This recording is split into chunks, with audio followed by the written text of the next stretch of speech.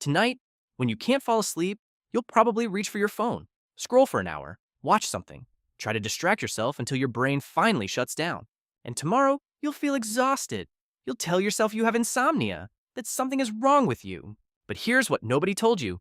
For 99% of human history, waking up in the middle of the night wasn't a problem. It wasn't a disorder. It wasn't even unusual. It was completely normal. And what your ancestors did during those sleepless hours is so different from what you do today. It might change the way you think about sleep forever. Let's start with something strange.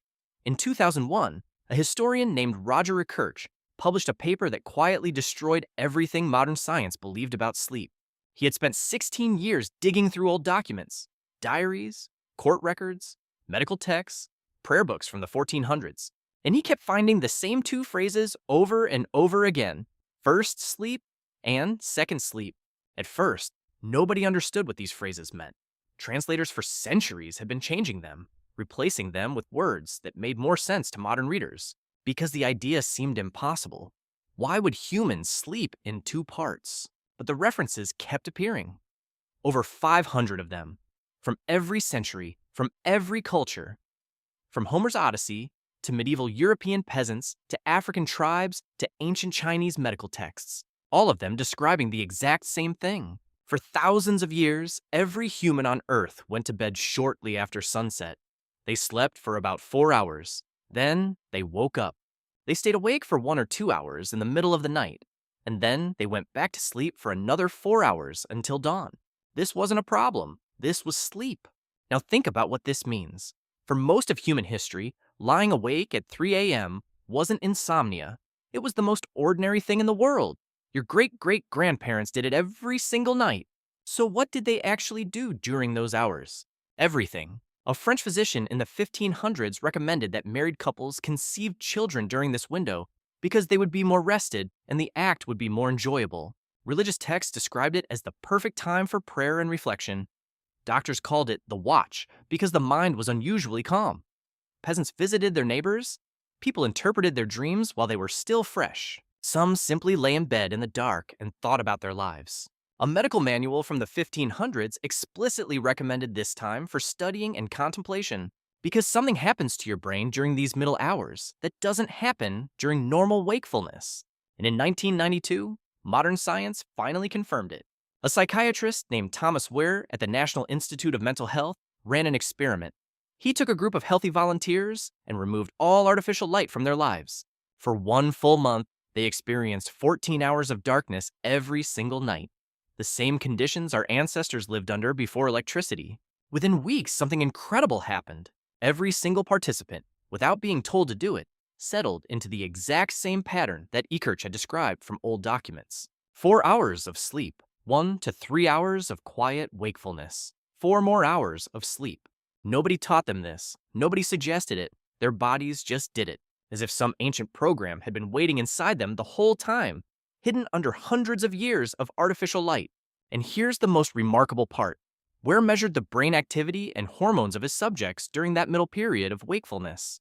And what he found changed everything. The volunteers were in a state unlike any normal waking state. Their brains were producing high levels of prolactin. This is the same hormone released during deep meditation, during breastfeeding, after orgasm. They described feeling deeply peaceful, reflective, almost spiritual. Many of them said it felt like the most calm and clear-minded they had ever been in their entire lives. This wasn't a gap in their sleep. It was its own distinct state of consciousness, a state that modern humans almost never experience anymore. So what happened? How did we lose this completely? The answer is simpler than you would think. Light. In the 1600s, cities began installing the first street lamps. Paris was one of the first, under King Louis XIV, who wanted to reduce crime at night. London followed. The night, which had been a place of danger and silence for thousands of years, slowly became navigable. Then came cheaper candles, then gas lamps in the 1800s. Then, in 1879, Thomas Edison commercialized the electric light bulb.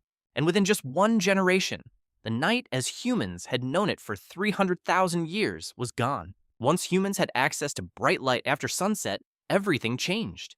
People stopped going to bed at sundown. They stayed up later. Sleep slowly compressed into one single block. 8 hours, all at once. And the segmented sleep that every human ancestor had experienced for thousands of generations simply disappeared. Within 80 years, modern doctors started describing waking up in the middle of the night as a disease. They invented the term middle of the night insomnia in the early 1900s. They prescribed sleeping pills. They told patients to stay in bed and force themselves back to sleep. They had no idea they were treating something that wasn't actually broken. This is the part that gets disturbing. When you wake up at 3 a.m., your body is doing exactly what it's biologically designed to do. The artificial light from your screens, your bedroom lamps, your street lights outside, your phone, all of it is suppressing your natural melatonin production. It's telling your brain that it's still daytime, but somewhere deep inside your nervous system, the ancient program is still trying to run. It's still trying to wake you up in the middle of the night, the way it has for hundreds of thousands of years. And when it succeeds, when you finally wake up at 3 a.m., you panic. You check your phone. You worry about how tired you'll be tomorrow. You force yourself back to sleep. And by doing this, you interrupt the most peaceful psychological state humans have ever known. Your ancestors didn't panic. They didn't reach for anything. They just lay there in the dark and let their minds drift. And during those hours, something profound happened. Researchers studying modern hunter-gatherer groups have found that this is when traditional cultures process grief, resolve conflicts in their dreams, make important decisions, pray, plan, create, heal. The watch wasn't a gap in their sleep. It was where they did their most important thinking. And maybe that's why modern humans feel so emotionally exhausted despite sleeping in soft beds and safe houses. We've eliminated the one window of consciousness our ancestors used to process their inner lives. Now think about how strange this is. Humans evolved over 300,000 years to sleep in two phases. Every generation before about 1880s experienced this. Your great-grandparents almost certainly did. Their parents definitely did. And every single one of their ancestors going back to the first humans. You are the first generation in human history to be told that segmented sleep is abnormal. Researchers have done follow-up experiments since Vare's original study. They've taken modern insomniacs, people who wake up regularly at 3 a.m. and panic about it, and put them in darkness-controlled environments for several weeks. What happens is remarkable. Almost universally, these patients stop seeing their nighttime wakefulness as a problem. They start using those hours peacefully. Their stress about sleep disappears. Many of them report feeling better rested overall, even though they're technically sleeping less in one continuous block. Their insomnia wasn't really insomnia. It was their ancient biology trying to assert itself against the modern world. And there's evidence this matters more than we think. Studies have linked our compressed 8-hour sleep model to higher rates of depression, anxiety, and burnout.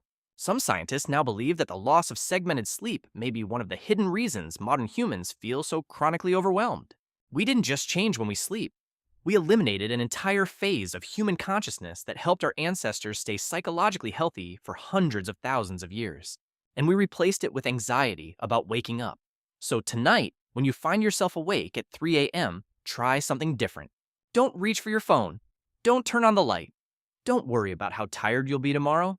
Don't force yourself back to sleep. Just lie there in the dark. Let your mind wander.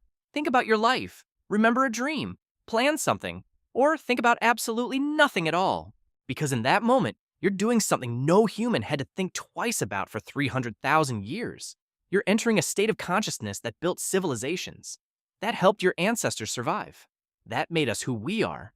Your insomnia might not be a malfunction. It might be a memory. And every night, when you wake up in the dark, you're not broken. You're just remembering what it means to be human.